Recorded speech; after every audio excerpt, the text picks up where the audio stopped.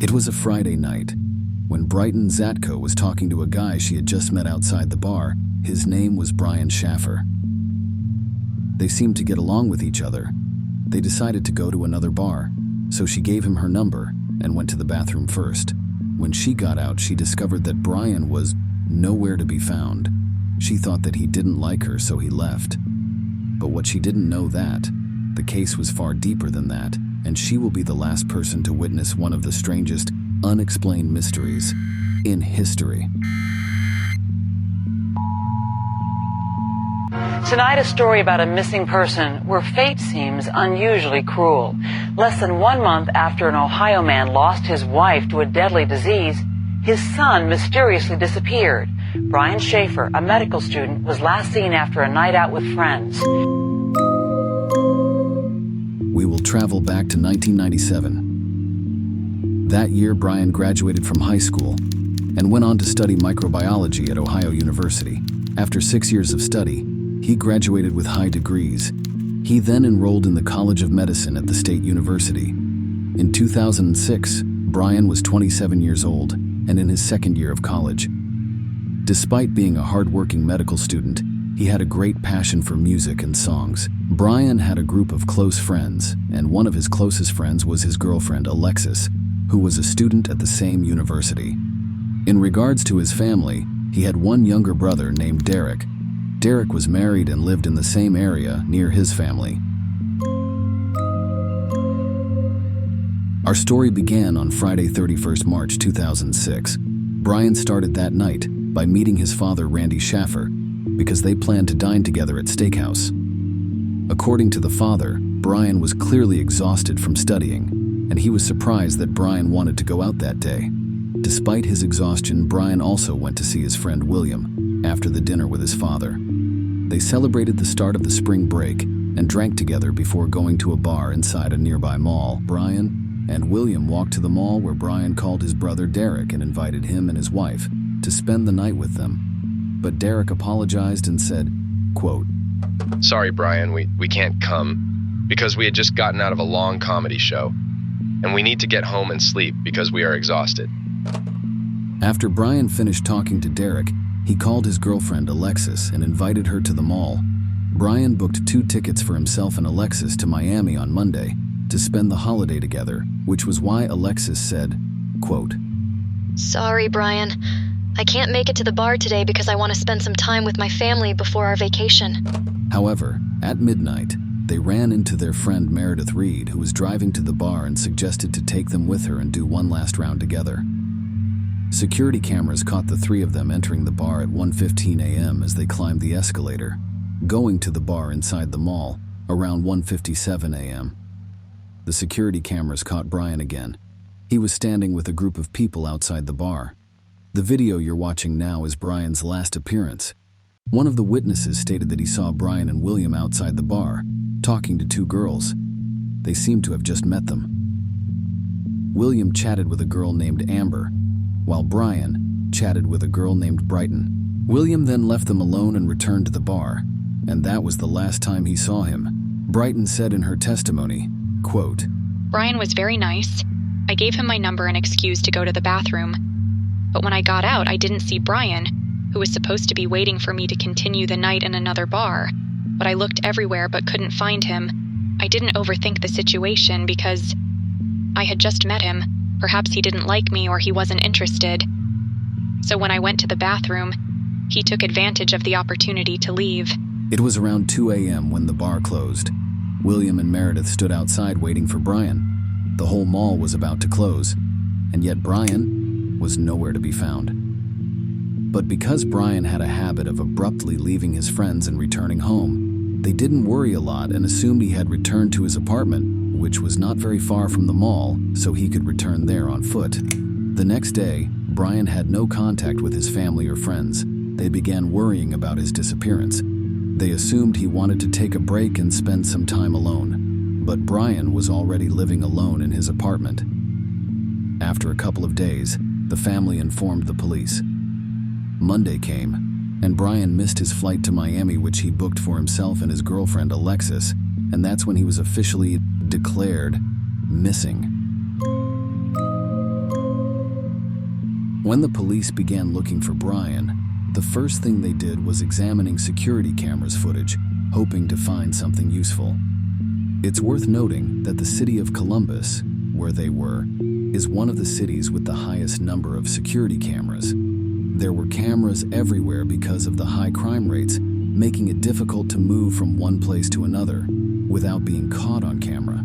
At least one camera would capture you. So that was the first thing the cops did, because they expected to at least find out where Brian went after he left the mall, but the results were disappointing. When the cops began to examine the camera's footage inside the mall, they could see everyone went into the mall at a specific time and place, and when they left, they saw Brian climbing the escalator and when he was standing in front of the bar. But what surprised them was that they never found footage of Brian leaving the mall, which was by his friends' claims that they never saw him leave. The question now is, where did Brian go?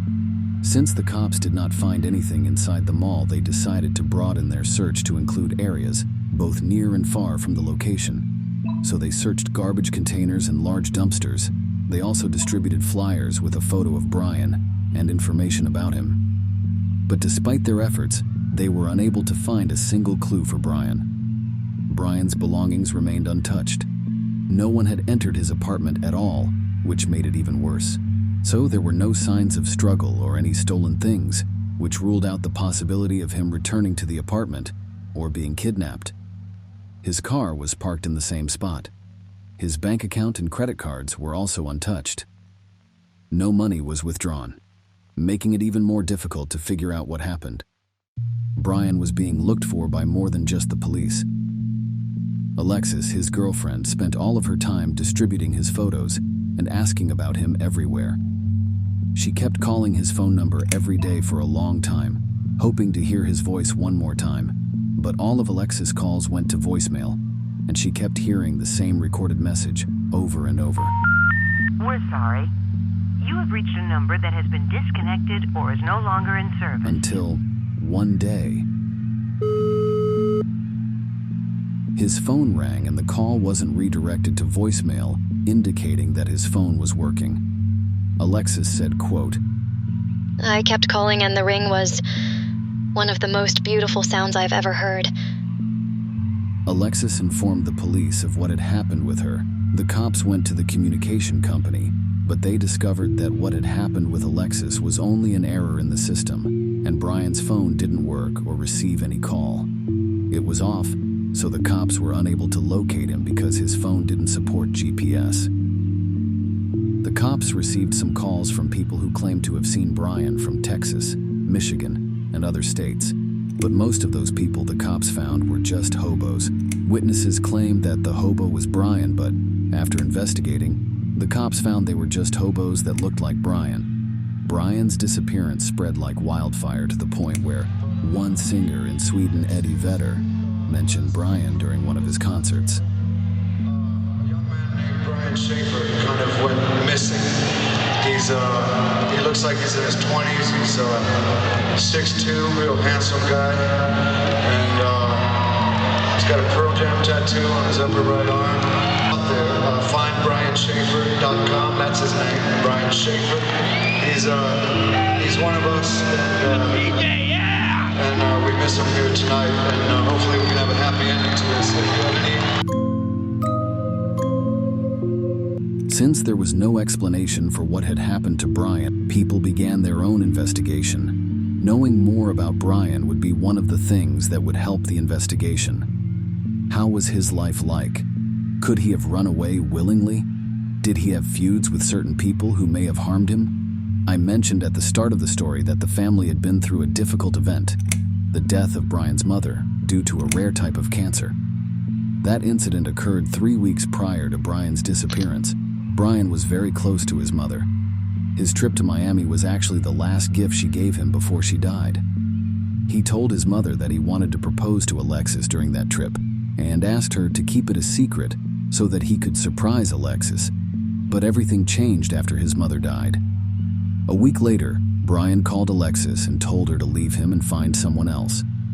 Brian was really heartbroken, and all people around him noticed that. So, is it possible that Brian decided to end his own life as a result of his shock? We know it's difficult for someone to commit suicide and hide his body, because if he decided to kill himself, he wouldn't care if his body was hidden or not. But the theory some people believed may be more convincing. On the second floor of the mall, there was a door with no security cameras, and that door overlooked a construction site. According to this theory, Brian sneaked through that door and threw himself, and they think that he got buried under the ground because, as I told you, it was a construction site, so he jumped, then got buried under the ground during construction without their knowledge. One of the investigators mentioned it as a possibility. The way the investigator spoke makes us wonder if they were hiding something from us. The project represented an important investment for the county, and if a body was discovered there, the project would suffer huge losses. He could have done it on purpose or by accident, which leads us to a worse theory. Brian might have argued with one of his friends or a stranger that night, someone who may have pushed him from the second floor to the construction site. Brian's friends and father were questioned by the police because they were the last people to see him that night. They were all put through a lie detector except for one person who refused. Who was that person? It was William, who was with Brian that night. When William found out he would be put through a lie detector test, he hired a lawyer to defend him and speak on his behalf. Despite all of this, William's behavior raised suspicions about him. Everyone, including Brian's family, suspected him of pushing Brian out of the building, assuming that this theory was correct in the first place. Anyway, all of these possibilities compelled the police to conduct a thorough search of the construction site and surrounding areas with police dogs, but they came up empty-handed. There was no body, and the dogs sniffed nothing, affirming there was no body. The police suspected Brian planned his escape. They explained he was not caught on camera because he used the emergency exits, which were not monitored by cameras. That's what surprised me, actually. How could such an important place doesn't have cameras? There were cameras everywhere except for the emergency exits. Another possibility is that one of the main doors had a moving camera, so Brian could have waited until the camera moved and then left without being captured. But if that was what happened, how did he run away to start a new life without at least withdrawing a large sum of money to live on? Brian did not withdraw any funds from his account. He was also supposed to receive $18,000 from his mother's life insurance policy, but he hadn't taken it. And then, there was that theory that shined among the others. The smiley face killer was one of the most popular theories surrounding this case. In the late 1990s and early 2000s, a series of homicides swept across the country with police discovering bodies underwater. All of the victims had one thing in common. They were young, white college students who were successful in life and athletic. Most of them were last seen in bars or nightclubs. Every time the police discovered a body, they would find a smiley face drawing next to it, but they were unable to catch the murderer. It was suspected that it was a single murderer or a band of murderers. Some speculated that Brian was the smiley face killer's victim because he matched the characteristics of the smiley face murderer's victims. And then there is the last theory. As I told you before, there was no evidence that Brian left the mall, so is it possible that he is still trapped there in some way? For example, the Elisa Lamb's case, which is one of the most terrifying cases I've ever heard. Despite being a homicide or, as they claim, a suicide, it's still one of the most terrifying cases, especially when you see the camera recording her strange movements and actions, and how everyone looked for her after she went missing but couldn't find her. Then she was eventually found in a water tank on the hotel's roof. Another case of a supermarket employee, Larry Ellie, who went missing in 2009. He was discovered behind a fridge in the supermarket warehouse 10 years later.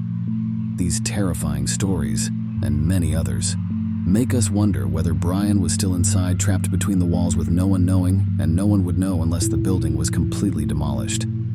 You might think it's a strange assumption, but anything is possible. Nobody knows what happened to Brian or where he is today. His girlfriend, Alexis, stated, quote, "It's impossible for Brian to run away like that. I have a strong feeling that he's either dead or killed." Brian's father died in a strange, tragic accident 2 years after his disappearance in September 2008, when a tree branch fell on him due to a strong storm. The next day, his neighbors discovered his body and called the police. Following the father's death, an obituary was published on an online official magazine when something unexpected happened. "Dad, I love you, Brian," wrote an anonymous user in a comment. The person's location was shown in the comment U.S. Virgin Islands. The police found the comment and tracked down the person who wrote it, but it turned out to be a prank played on them. Despite the fact that the comment was a prank, Columbus City police believe Brian is still alive somewhere. Alexis married a guy named Eric in 2009, 3 years after Brian's disappearance, and they now live in Toledo with their children. Derek dated that quote, "I kept thinking a lot about that night for 10 years. I feel very guilty for not accepting Brian's invitation to the bar that night. I wish that I abandoned everything and went out with my younger brother. Perhaps my presence with him could have influenced the outcome, and perhaps Brian would still be alive today." Anyway, what you see now is an imaginary photograph of Brian if he is still alive. The police asked people to report anyone who matched the photo. Today's story comes to an end. Brian's case remains an unsolved mystery to this day. Brian's case is one of the most perplexing cases ever.